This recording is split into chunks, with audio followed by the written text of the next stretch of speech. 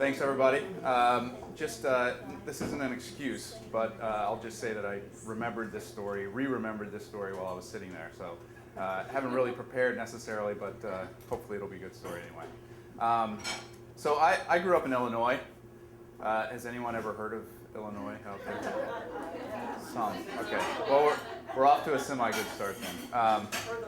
I went to college at the University of Illinois, and my roommate there had decided to get married once I had moved on. So I went on to graduate school in North Carolina at Duke, and about a year in, my old roommate from Illinois had decided to get married, and he asked me to be his best man.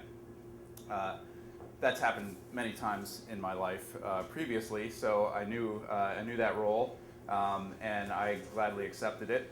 He decided to get married in Cincinnati.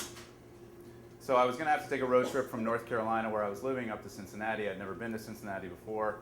I invited a good friend of mine to come with me, just to hang out and have fun, and he agreed for the weekend. So we headed up to Cincinnati from North Carolina and arrived at this motel that we were staying in for the wedding.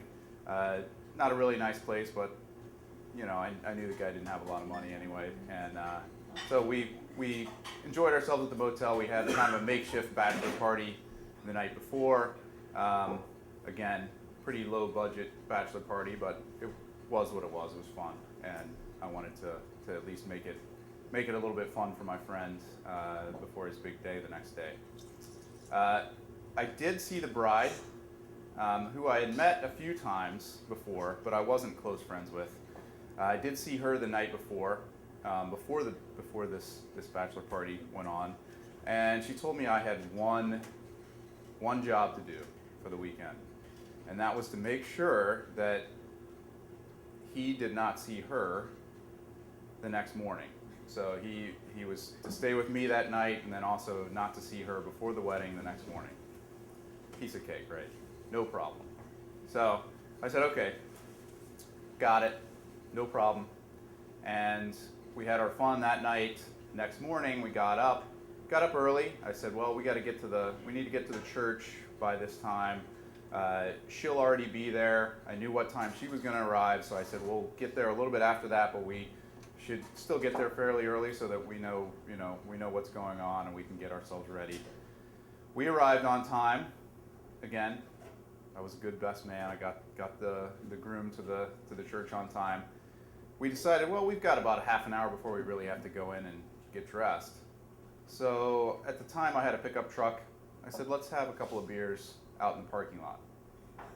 So I put the tailgate down. We're sitting there like old times, right? We're sitting there in the church parking lot. Not that this is, the best thing to do, but, we're sitting there in the parking lot on the tailgate having a beer. He was pretty nervous, I have to admit. So it was more or less to calm his nerves as well. We're almost through our first beer, and she pulls up in a car. Okay. And is glaring at me like you wouldn't believe. And granted, she was already supposed to be there, so I felt pretty blameless in this, but it still was fun. So anyway, obviously the first thing that happened is that she then saw him and he saw her before the wedding. So that ruined my one commitment that I had for the night. So that was kind of bad. But aside from the glares, she just went inside, and then we promptly went inside too as well, and prepared for the wedding. So I would love to say that that's the worst thing that happened, but unfortunately it wasn't. We went inside, and that's when I found out that it was a very strict Baptist wedding. So the fact that we were sitting in the parking lot having beer was probably not the best thing. But again, I wasn't informed of this. I mean, these things, I'm blameless in this. I had no idea. So we went inside. We got ready. The wedding more or less went off without a hitch. After the wedding, there was going to be a reception in the basement of the wedding. Obviously, with a strict Baptist wedding, there was no alcohol whatsoever.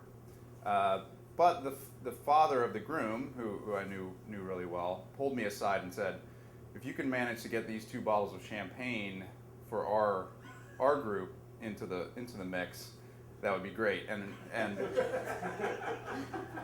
of course, I mean, I was fully willing to do this for him and for myself.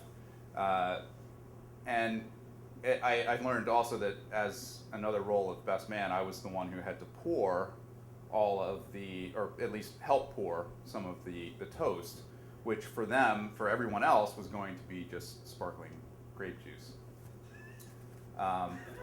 So the wedding went off without a hitch again. We were downstairs, I gave a toast, and then we proceeded to pour this. And I'll just say that I at some point lost track of what happened to those bottles of champagne. So I still to this day don't know who exactly got poured what.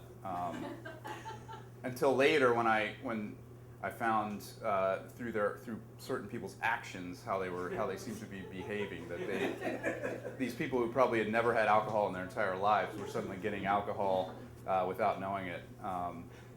But I tried my best. I actually did get a glass of champagne.